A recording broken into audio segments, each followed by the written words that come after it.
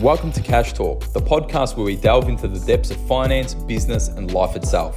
I'm your host, John Cachia, a multi-award-winning wealth advisor with a passion for empowering ambitious Australians to confidently achieve financial freedom. Hey everyone, before we get started, this is a quick reminder that everything in this podcast is of a general nature and nothing has been tailored to your personal circumstances. So please seek personal financial advice before acting on this information. And welcome back to Cash Talk. And today I'm joined by a first-time guest on Cash Talk, a person that I've known for over a decade now and has been a right-hand lady in creating thriving wealth to what it is today. But I'll actually stop there. Leah, how are you? Good. Yeah, so Leah has been with us for a few years now. How many years have you been with Thriving Wealth? Almost 5. Yeah, so just a bit of an inside story. Leah has been in the industry for over a decade.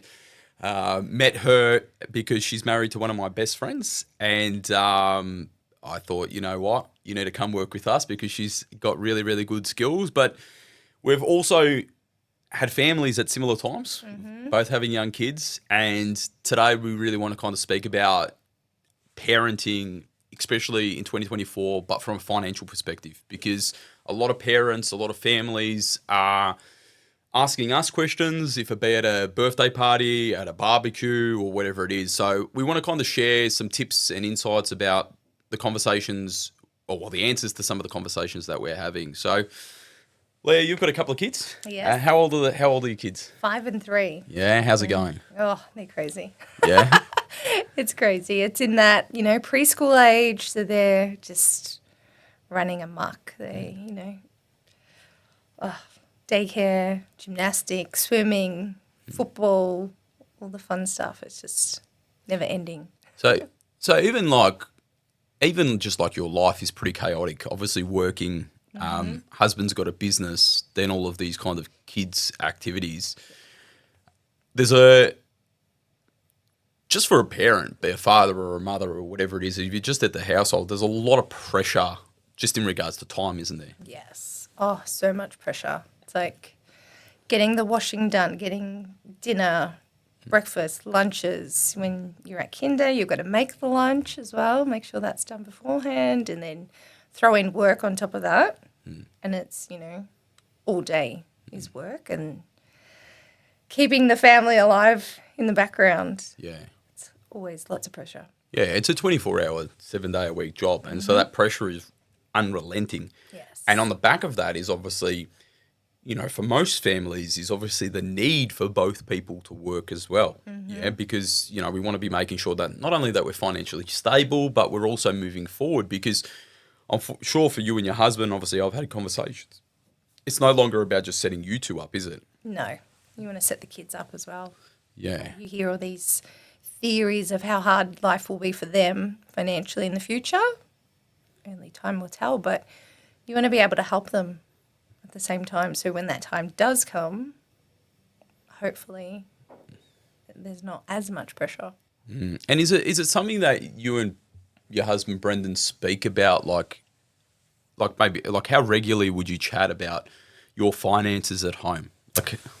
Weekly. Okay. Especially with him running a business, because that has such an impact on what we do in our personal lives as well. Like, I think especially starting up the business, your personal life kind of becomes the back burner because you want that to grow over time, but that will then also help support the family, that you're like, all right, we'll make a few sacrifices over here for now.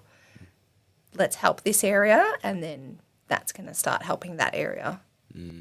So that's actually interesting that you're speaking about finances on a weekly basis. And, I know that you and Brendan obviously then, have an advisor in Thriving Wealth that obviously keeps you accountable and paths the way for you and your family moving forward. But you obviously have conversations with, like I do, with friends and family.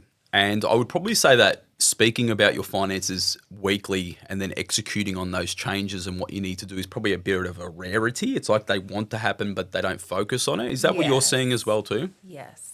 I find, especially in our friends' mum chat, there's all these random little subtle questions of, what do you guys think about this? Or, I'm thinking about buying this. Has, anyone bought it before? Like, it's kind of like they've got that hesitation, but they want to know, but they won't just come straight out and ask. And what do you think that is? What do you think that they don't seek help? Because in my belief, this time period, raising children, trying to navigate through debt, cost of living, all of that stuff, is the time where they need to seek help the most. Yes. So what do you think is the reason why they're not seeking help?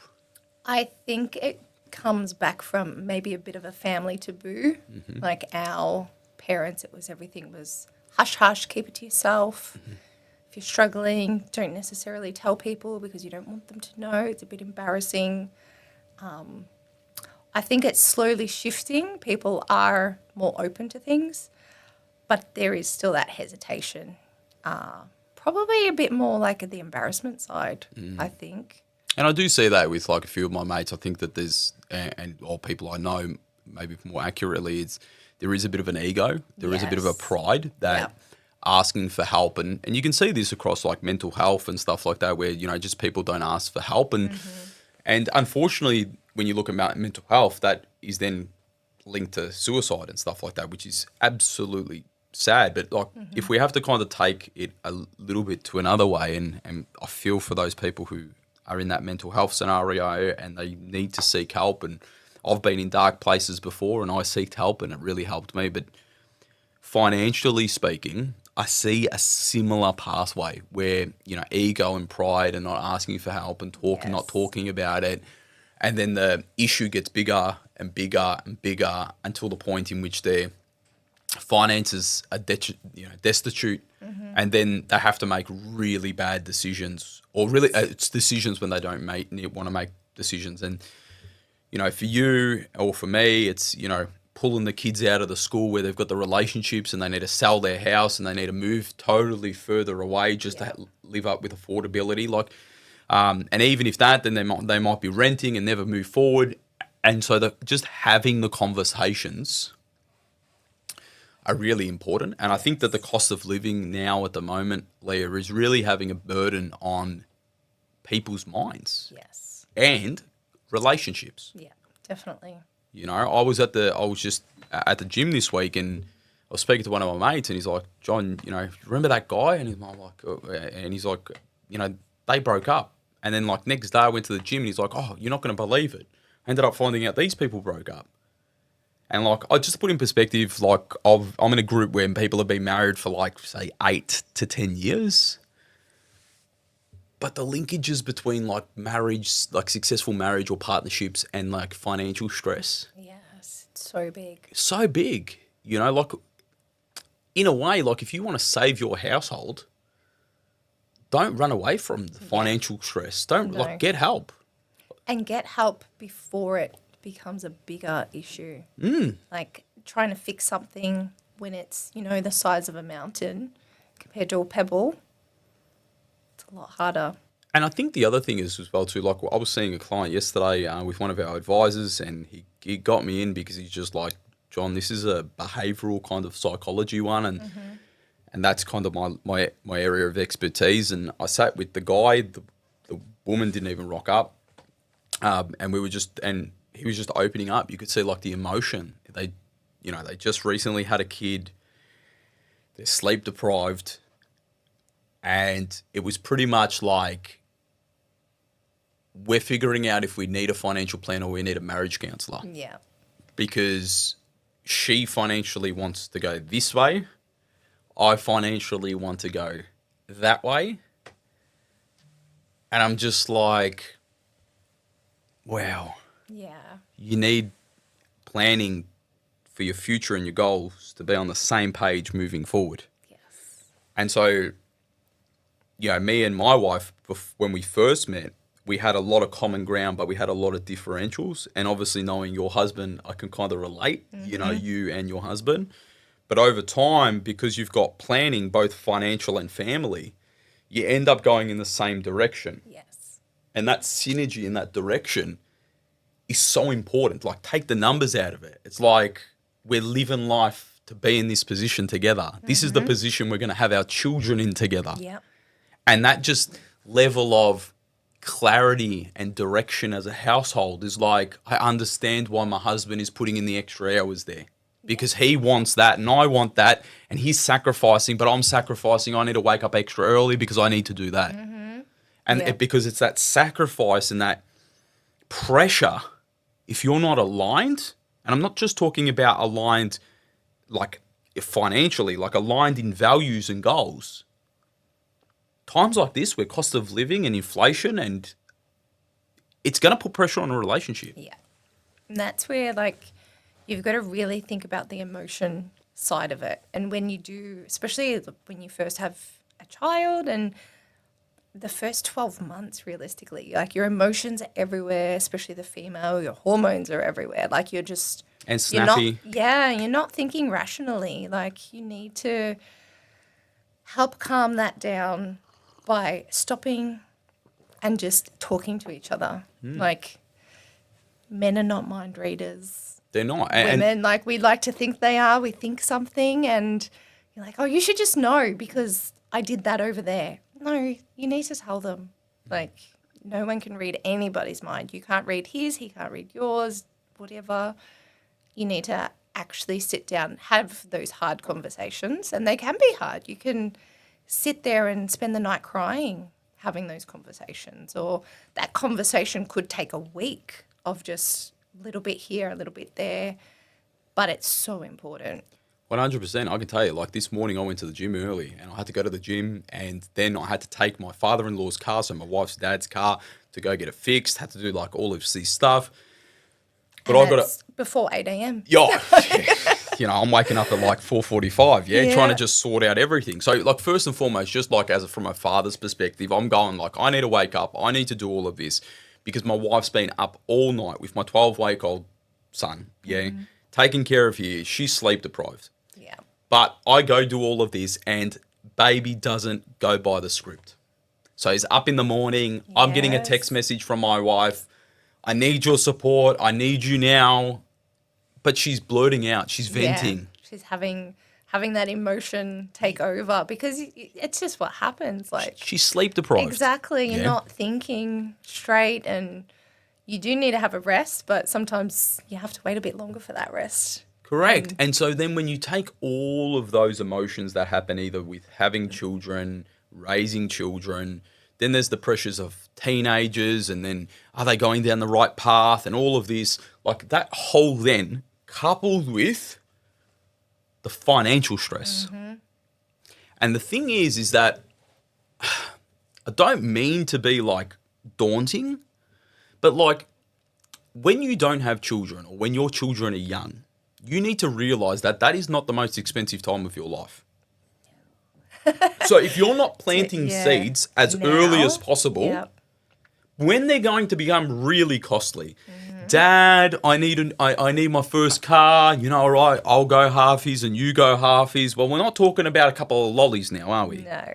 Oh, we want one of our kids is bright. We need to send him to this school.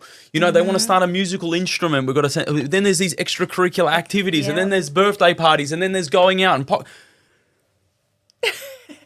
Do you know what I mean? Like just thinking about all that. If you haven't worked on the grain, like on the groundwork together, both as a relationship and have your financial planning sorted, and are both aligned, working towards planting seeds early on, you're just kicking the can down the road. Exactly. And you can't plan for tomorrow. Yes. You have to plan for tomorrow today. Yes. Because that's the only way you're going to get there. 100%. And so riding back to like right now and like what we're hearing at barbecues and birthdays and stuff like that. And it's very hard for me as a qualified licensed advisor to help people because, you know, I'm very wary of giving the wrong prescription to the wrong person. So everything I say, I want everyone to remember this is general advice because every single person is completely different. Everyone has different circumstances. I can tell you, however, that everyone is emotional. Everyone makes irrational decisions. It's just what kind of emotions and rational decisions and invisible ceilings are they working through? However, cost of living is a problem. Yeah, most people's mortgages have doubled, okay? And what we're finding is a lot of people are whinging and not taking action. Yes. So, and I'm going to give you an example of what whinging is and not taking action. So, whinging, cost of living is so bad. We can't get on top of everything, but I'm still seeing them go to the same restaurants every weekend. And buying the latest fashion statement or the new shoes or Correct. keeping up with everyone. Now, Leah, just to give a little bit of a glimpse in your world and some of the things that you do, and I know I sacrifice. I reckon if it wasn't for Burja buying me something, I probably wouldn't have any, buy myself anything. But we've sacrificed. Mm-hmm. Yeah. We cook a lot at home. I actually really enjoy cooking at home. It's a bit therapeutic for me as well too, and I've really found another added benefit of it is I'll get the boys now involved. Yeah. Hey, can you put this in, and I'll chop up this and get that spice over there, and it becomes like a little bit of a home activity, which has helped. Do I have to? No, but the reality is I'm doing it because I understand not just the financial aspect, but we're doing something together. We're aligning together as a family. Yes. So what are some of the things that maybe you do to help with the cost of living at the moment? I think one of the biggest things is, again, cooking. Mm-hmm. Kids love cooking. They have their little kitty knives and sit there trying to cut carrots and stuff. That's fun. But as well, activities. Activities don't have to cost a fortune. Cost nothing to go to the park. Maybe you might, So rather than going to, say, like a bounce or one of those kids' play centres, getting there, because it's not just the entry, which is $6, they know that. It's the coffees, it's the cookies, it's the lollies, it's the blah, blah, blah. And you walk out of there and you've spent $60 and it was a $6 entry. Yeah. Yeah. Yeah, is that what we're talking about? Yeah, exactly. You can just, days out, a Zoom membership. That's a great one. Yeah. It's a, once off a year fee, but it covers, I think the cost covers 2.5 entries. The kids are free. You can go once a month or more for the whole year, and you've saved probably $200-300 in that sort of thing. It covers all zoos as well in Victoria and interstate. That is a good one. It's a good tip. It's a great first birthday present for someone. Which brings me on to my next thing. One of the other ones that I see with a lot of people is gifts. See, gifts are interesting because it's you don't want to skimp out. You don't want to seem like a tight ass, yeah? But there's an issue with the expectation of what you need to give. Yes. So it's this is me, and I say to my boys, and you're going to see this as a cop-out, but I say to my boys, I just for Father's Day and for my birthday and for Christmas and all of these things, I just want cuddles and kisses. And people think that's oh, yeah, cool. It's that's what a dad says. He really wants some aftershave. I actually don't. I want kisses and cuddles. And my theory around it is my kids are young. When they are older, it's going to be very, very hard to get a kiss and a cuddle. That's when you can get me the socks and jocks. Yeah. Get me the socks and jocks when they're older. Right now, I want kisses and cuddles because I know when they give me a kiss and a cuddle, it's warm and they love it. And it's something I want to cherish. That costs nothing. Yeah. Nothing. And would I take a kiss and a cuddle from my kids over socks and jocks or blah, blah, blah, or 100%? I'm going to cherish those moments until the day I die, those kisses and cuddles. Now, friends with circles are also making themselves financially worse off. When we look at the actual numbers around birthdays, Christmas presents, weddings, kids' birthdays, mate, sometimes the biggest bill besides the mortgage and people's taxes is gifts, yeah? And so I think one of the things around Christmas time, you do some really cool things in regards to the way you kind of observe and then buy gifts. But do you see that what I'm seeing first and foremost? Do you see what I see in regards to gifts with friends? Yes. Oh, I have one friend that just goes so overboard. You don't need to do that. My kids are happy with a $5 bath bomb because they absolutely love fizzy bombs. They're this is the funnest thing ever. You don't need to go and buy a $100 toy.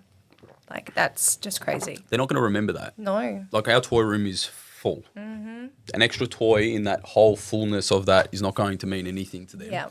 And then even to me, your presence is much more important than what you give me. Exactly. And I think people need to maybe have an intervention with their friendship groups Yes. and have a bit of a sit down. Set a limit. Because I literally have seen financial circles of friends ruining their finances together. Yeah. Like, if you want to go do something, go buy investments for each other. Like, that'll probably do some Yeah. well, or whack an amount into someone's mortgage. I can tell you it's going to help more. Oh my Yeah. gosh, yeah. So it's actually that the gifts are something that I am seeing in parents do when they can't afford it. Yes. And so the mental barrier is, once again, going back to ego and pride and whatnot. I just feel like people need to say, like, hey, Leah and Brendan, we love you, like, but we want to take your kids out to the park. Yeah. Like, you if you said that to me, I would be like, Leah, that is beautiful. Yeah. Like, you want to take my boys out to the park? Awesome. Can we come? Yeah. Like So much more fun. so much more fun. And actually, if you take a sense to just stop and think about someone giving their time to actually come and like just spend time with you, that is precious. That's what you cherish. Yeah. Or like, it might be simple as like, you want to give a gift to someone. Hey, listen, I'm going to come over and cook you a lasagna. Oh my gosh, yes. That. Someone came to my house with a big tray of dinner, whatever. I'd be so happy. That Like can be my birthday present. This is what I mean. Like, if you think about like those things, like we have just become so indoctrinated through marketing and society about buying gifts. Yeah. It's the social media. Like I need to show that I love my kids by buying them hundreds of presents. Not really. Not really. And so Yeah. when you think about right now, people, you've got the cost of living, you've got mortgages, you've got the stigma of having to look a certain way. I think the biggest problem is people need to look at themselves in the mirror and say what is really important. Exactly. Yeah. Like the people that love you, they won't ask for gifts. Yeah, and if people are asking for gifts, I would question: do they really love you, and are they your friends? Yeah. Also, if you've got a mortgage, that is your number one thing at the moment. However, if it's causing you too much stress and you've bought that house just to keep up with the Joneses, maybe you need to reassess how important that house is. Yeah. So I think that there's a lot of people that go through, and I have chats with people around like poor decision making that they've had in the time, which has led them to where they are now. And main reason is because they haven't sought help. Yeah. They're buying that bigger home. Like I had a conversation with a couple. A friend recommended us to a friend, having a chat to this couple, and they admitted to me straight off the bat, which was beautiful that they admitted, but they're just like, we went to an area, we loved the area, we bought the best house in the worst street, and it was the worst financial decision we ever made. The house has now lost value. They're stuck because their debt is higher than their house value. They're just about to have another child, and they're just on their knees. Yeah. And I'm like, and then speaking to them openly, and I'm glad because they became problem aware, because they've obviously come up to me and asked for help now. They've just realized that they've made one bad decision after another bad decision, and reality, it wasn't even for them. Yeah. They It's got for the appearance. for the appearance. That's the worst kind of decisions you can make. Making a decision for someone else. Like it's not even for you. Like you're making this decision to look good for other people, but what looks good for you? 100%. That's more important. So people need to find what makes them fulfilled. And I talk about this all the time at Thriving Wealth. It's around, we help people to become financially free, but also be fulfilled. And the conversation I was having with that guy, with the woman and the man, was around like, we need to work with you over the next 3 to 4 months about just actually what makes you fulfilled, what makes both of you happy. Align all of the things where you've got common grounds and all the things you don't have common grounds on. And then the ones that you do have common grounds, let's celebrate those. Yeah. Let's point in that right direction. And the ones that you don't, we need to work with that to have common ground so that you both together can compromise to get to where you need to get to. Then coupled with the cost of living pressures. Because one of the things was, her thing was just like, I want to pay down the debt. That's all I want to do. Now, the problem is that she's doing that because she's risk averse and she's also got a scarcity mindset. There's probably a bit of post PTSD of some traumatic event, either from their parents, grandparents, or whatever's happened. He wants to start going for their future. So all of those things are happening while people are usually sleep deprived, cost of living rises, job pressures. So I sympathise with people going through this. But if they're not seeking help, which is the kind of premise of this whole conversation we're having today, you're not going to change. No. If you got to do something different to change. Exactly. Or else you're going to kick the problem down the road. And I can tell you, debt is a big, big issue. You know, if it's like mortgage debt right up to the hill on your house. Max that out, can only pay minimum repayment. All right, credit cards, boom. Personal loans, boom. Need the car because we've got more kids, boom. Buy now, pay later. And then all of a sudden, you see you've people taking all from their tomorrow. No one's coming to save you. No. No one is coming to save you. And I know when I go back to when we talk right back right now, I've had some really good conversations with your husband. I remember coming over to your husband's your house about, I think I rocked up at maybe like 7:30. I didn't leave till about 11:30 at night. Yeah, whatever it was. But the whole conversation was around breaking through his mindset. Half of it was around breaking through it, around like, we've got all of the cash flow sorted. We've got where all the expenses go. You want to achieve this, and he wants the business to be that. The personal life was going this way, the business was going that way, and I had to work with him about like, that's the most important thing. You know, so you need to make the business get to this to get to that. Yeah. And so there was planning, there was execution, there was breaking through his mindset to be able to kind of go to that. And he's probably watching this one, but you know, to get your husband, and I've known him for probably 2.5 decades, there's behavioural things that he's working through. We're all working through. Yeah. But I'm proud of him because he's willing to ask for help and ask for change, and change takes time. Yeah. And so for these families that are going through all of this pressure, my question is if you're not asking for help and asking for help from the right people, how are you going to improve that little bit 1% every year? Yeah. We're not talking about, you're not going to change overnight. You're not going to You're not going to change. You can't just go from having Range Rovers and Louis Vuitton bags and going from that lifestyle to now going to, that doesn't really make me important. Next day, wake up, sell everything, live a minimalistic life and start wearing, onesies every day.